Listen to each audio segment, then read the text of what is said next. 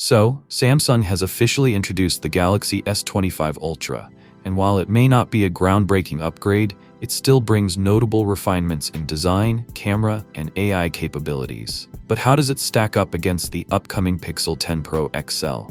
Let's break down the rumored specs and whether waiting for Google's next flagship is worth it. Google prioritizes AI integration, seamless software-hardware optimization, and a minimalist approach, similar to Apple. In terms of design and size, the Pixel 9 Pro XL features a 6.8-inch display, slightly smaller than the 6.9-inch panel on the Galaxy S25 Ultra. The Pixel 10 Pro XL may match this size, but Google's signature camera bar ensures it remains visually distinct. Pricing is another key difference. The Galaxy S25 Ultra starts at $1,299, whereas the Pixel 9 Pro XL launched at $1,099. Even at 256GB storage, the Pixel remains $100 cheaper, reinforcing Google's trend of offering flagship features at a lower price. Performance-wise, Samsung holds the edge. The Snapdragon 8 Elite for Galaxy inside the S25 Ultra significantly outpaces Google's Tensor chips in raw power.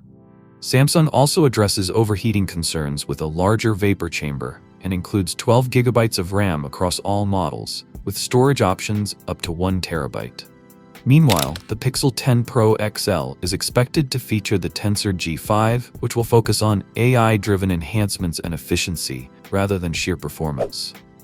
On the camera front, the S25 Ultra retains its 200-megapixel main sensor, 50-megapixel 5x periscope zoom, and 10-megapixel 3x telephoto, now adding a 50-megapixel ultra-wide lens for better macro shots.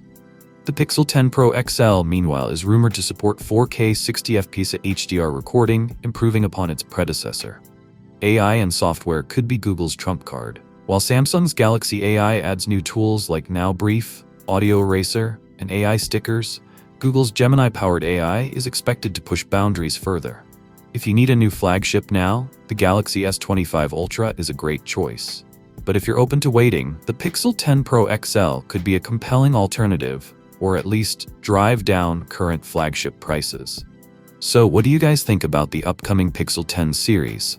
Let me know your thoughts in the comments down below, and as always, I will see you guys in my next video.